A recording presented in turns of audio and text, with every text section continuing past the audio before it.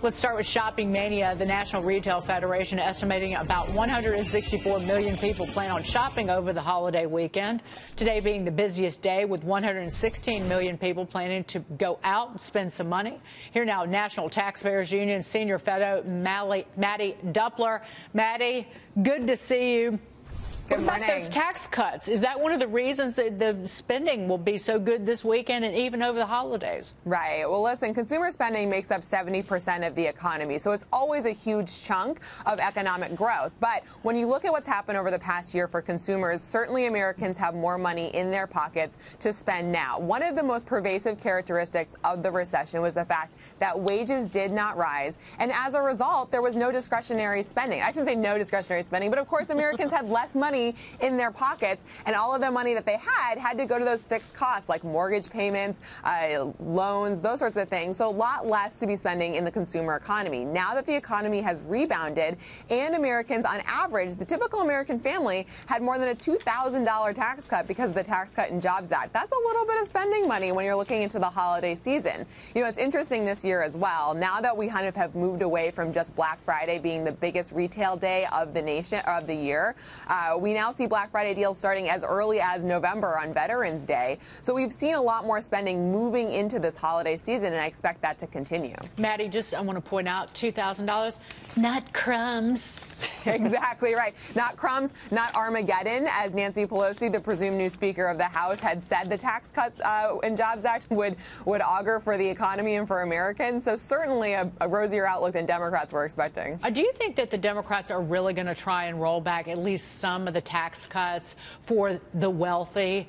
For example, do you think that that is really a serious agenda item starting in January? I think that this is really the most interesting revelation from Democrats that we've seen. Of course, the debate has already started. Nancy Pelosi campaigned for months saying that adamantly they were going to repeal the tax cuts as soon as they got power. And she's finding a little bit of resistance from her own conference after campaigning on that promise and then instituting a rule change in which they would only repeal the tax cuts for high-income earners, which of course, as we know, are not really high-income earners at all. They're middle-class Americans.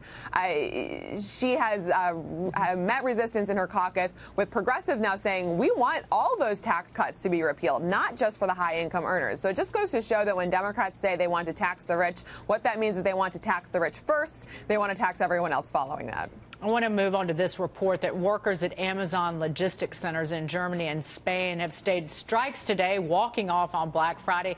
Is this a sign of trouble for Amazon? Because, again, with Amazon picking the two new headquarters locations, the HQ2 here in Queens and down in Washington, there was pushback on these tax breaks from the right and the left. When you have the National Review agreeing with Alexandria Ocasio-Cortez, then the world's been turned upside down. Exactly. You know, my opinion on the Amazon situation is that communities should be creating a business environment in which all business can thrive. Narrow tax cuts and narrow benefits for one company is extremely short-sighted, in my view, for policymakers. They should be looking at what the next Amazon is, because Amazon certainly deserves credit. It has changed the way we shop in pretty much every sector. However, that means that other companies are trying to keep up, and we see that now with Black Friday now extending to the entire month of November and December. The future of retail is really online. So online commerce is here to stay, and that doesn't begin or end with Amazon. It means there are many companies waiting in the wings in order to take over that market share. So if communities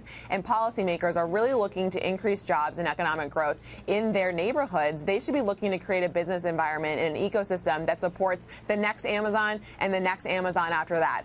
Focusing on one specific company at a time is a short-sighted view. Yeah, critics of Amazon forget that of all the very small retailers that Amazon does support. I mean, we've had them on this program. They're like very, very small retail operations that Amazon gives lift to. And I think other large retailers are doing that. And certainly even Instagram. I'm a big critic of Facebook. Yeah. But Instagram has really given life to a lot of these small businesses. Yeah, at the end of the day, there's nothing more democratizing than the internet. So small businesses are able to access audiences they otherwise never would be exposed to because of the the likes of Amazon and everything else. So there's certainly a lot of economic growth as a result of these companies integrating into communities. Maddie, good to see you. Thank you so much. A belated happy Thanksgiving, Maddie Doepler. And happy Black Friday. Right on.